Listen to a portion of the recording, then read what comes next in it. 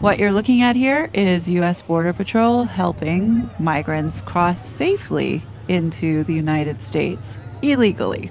Would you believe me if I told you that the United Nations is behind this destruction? Stay right here, find out this and more on the Reading Room.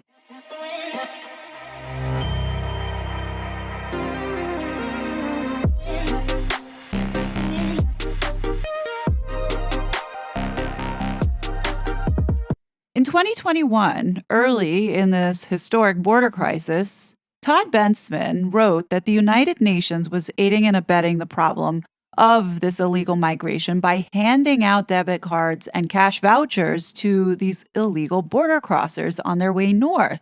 Well, at the time, there was one outraged group of 21 border security minded lawmakers introduced a bill into the House, H.R. 6155, that would require the United States, who is the UN's largest donor, to turn off the taxpayer money. This bill never caught fire because part of the sabotage was from the fact check outlets such as AFP, who claimed that the UN was doing no such thing. Well, here's the thing, guys. They lied. The United States government has given the power to the UN to go ahead and do this.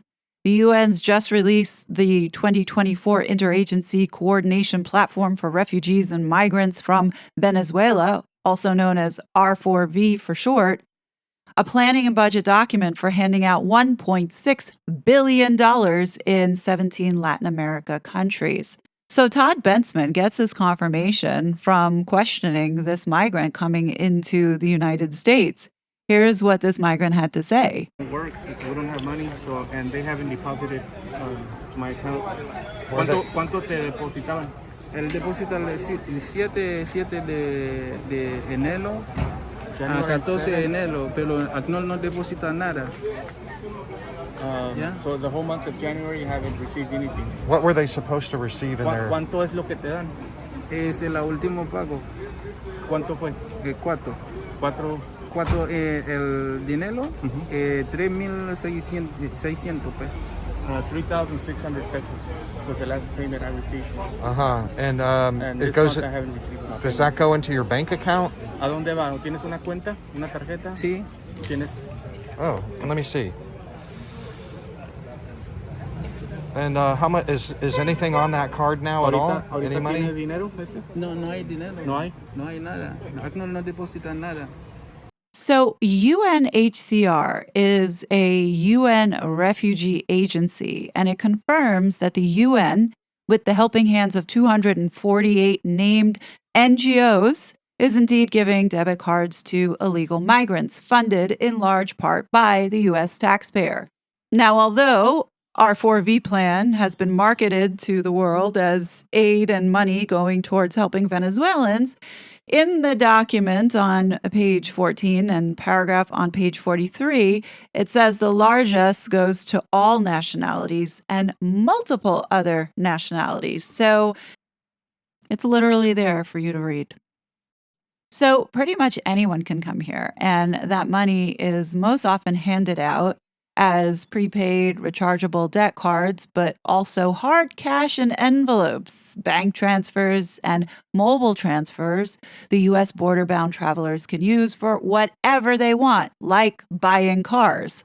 So the ambitious UN wants to spend $1.5 billion helping 3 million people in 17 countries who emigrated from home nations to be displaced into the United States. Now, their claim for why many of these migrants now want to turn around and go back home is because they're blaming xenophobia as the reason for why people want to leave, among other factors. Well, how about the fact that it's not sustainable and the United States does not have unlimited resources, which right now, this is what the problem is. It's not that we don't want them, we can't accommodate them at the moment. America needs to understand that the Biden administration sold its people out, and in June 2023, reported in the September UNHCR update report and status of these migrations, it says that the United States and partner countries announced the initial 6-month phase of the Safe Mobility Initiative. This initiative, with support from the International Organization for Migration and UNHCR, is facilitating free access to protection and other lawful pathways to the United States of America, as well as to Canada and Spain via the movilidadsegura.org website and safe mobility offices. The Safe Mobility Initiative is operational in Colombia, Costa Rica, and Guatemala. Canada is expanding complementary pathways. You hear that, Canada? You're getting it too, including labor mobility and new resettlement streams for defenders of human rights. So if you don't know Canada, now you know. Your country also sold you out by entering into this agreement. So now this all makes sense as to why they're building these bridges, why the Border Patrol is saying, come on through. You're seeking asylum? Sure, no problem. Come on through. Can you believe that this Border Patrol is giving this illegal migrant who broke the law a fist bump? And look at this guy smiling. It saddens me deeply to see that this government in the United States has betrayed its own people in such a way that not only puts us all in danger, but also is stealing from the American people. Our money is going to funding this and allowing this destruction of this country. And Biden is allowing it. He is serving and committed to the globalists and the elite. And what we're seeing is the biggest heist of American robbery that has ever gone on, in my opinion.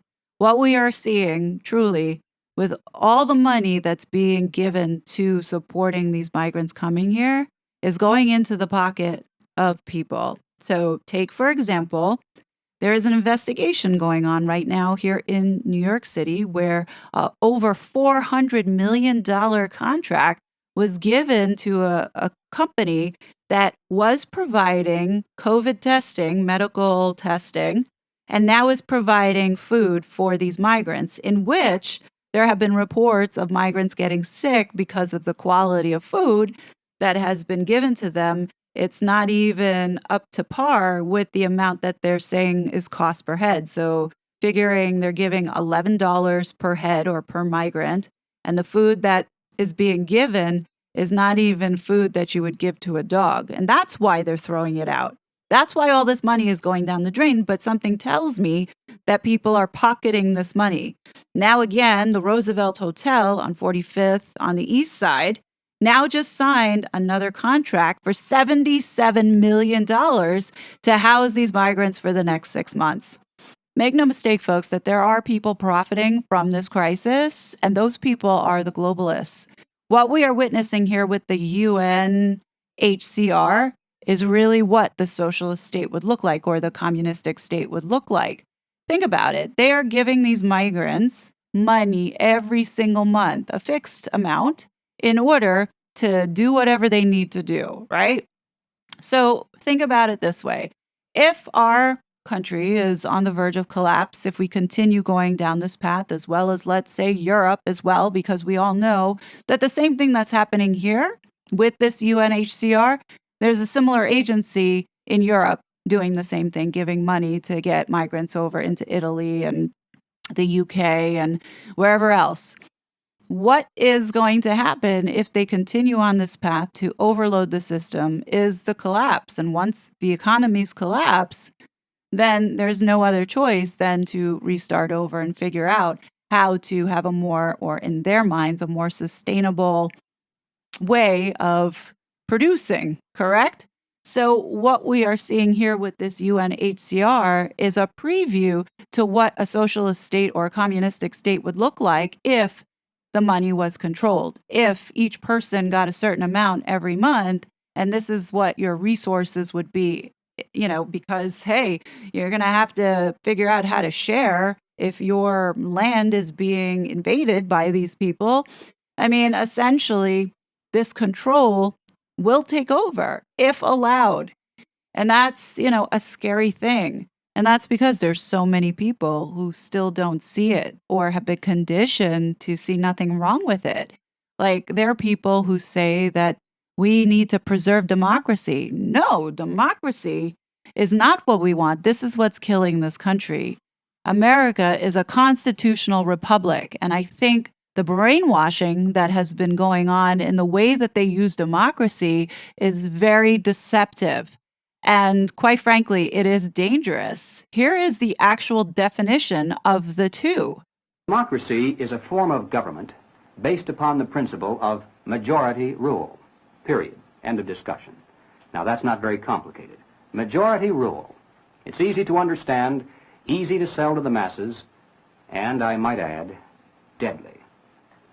For example, what would you call a lynch mob? That's majority rule. There's only one dissenting vote, and he's at the end of the rope. Now, that's pure democracy in action. But wait a minute, you say.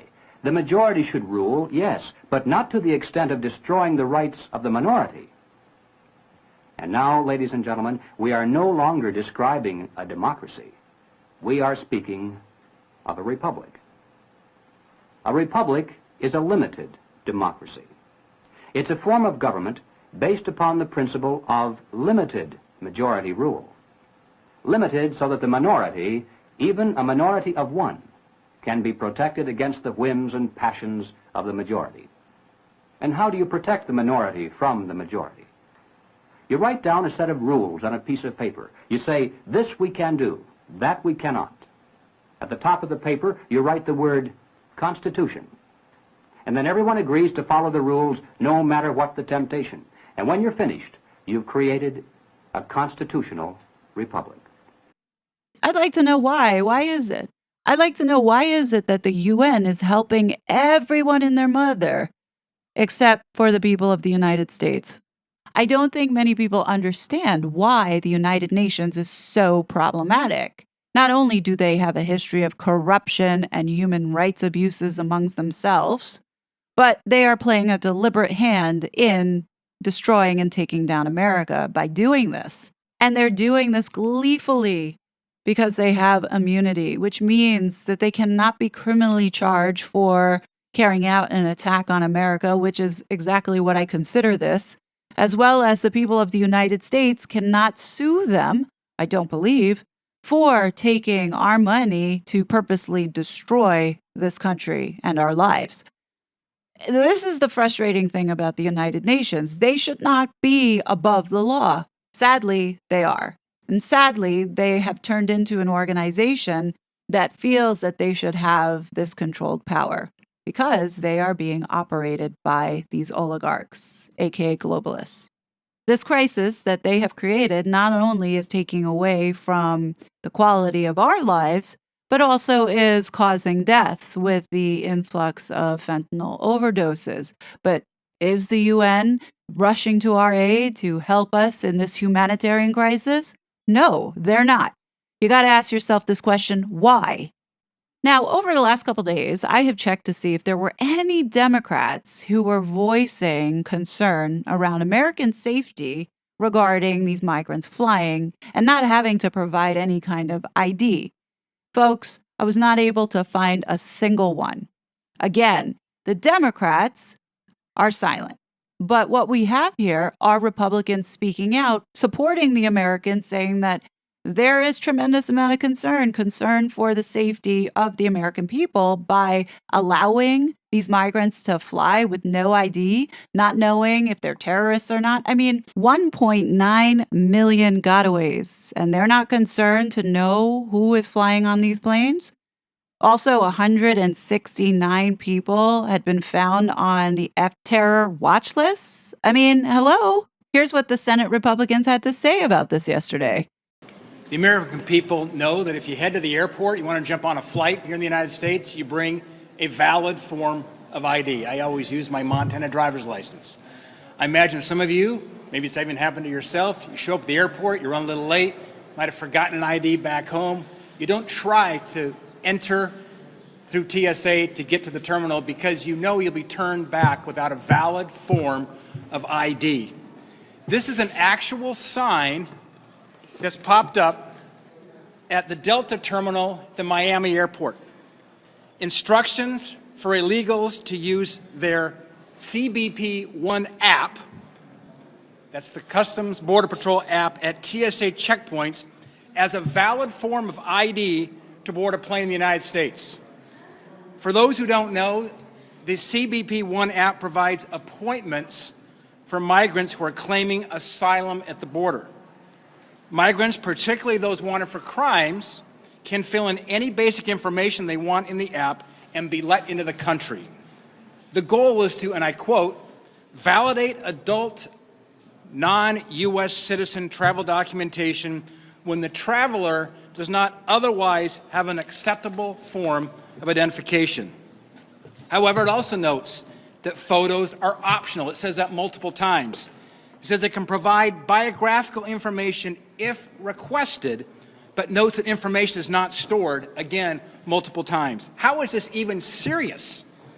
Illegals coming to the United States from countries that are designated state sponsors of terror and on terror watch lists can use this process.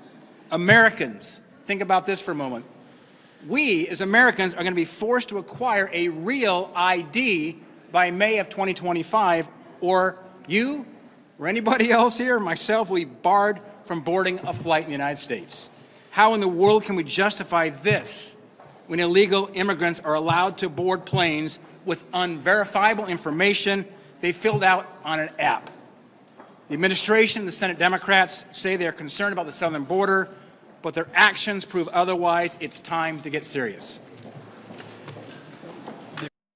Now, this last part I want to read to you because in my research of Alejandro Mayorkas, I literally had no idea.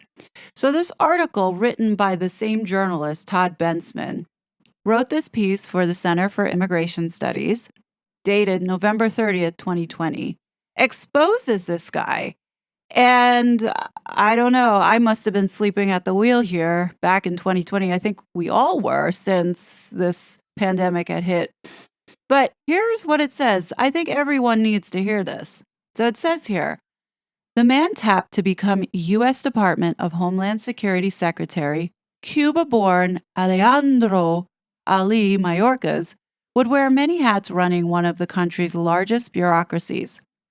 With some 240,000 employees, the DHS conglomeration created after 9/11 melds counterterrorism intelligence, emergency management, cybersecurity, the U.S. Coast Guard, and the U.S. Secret Service.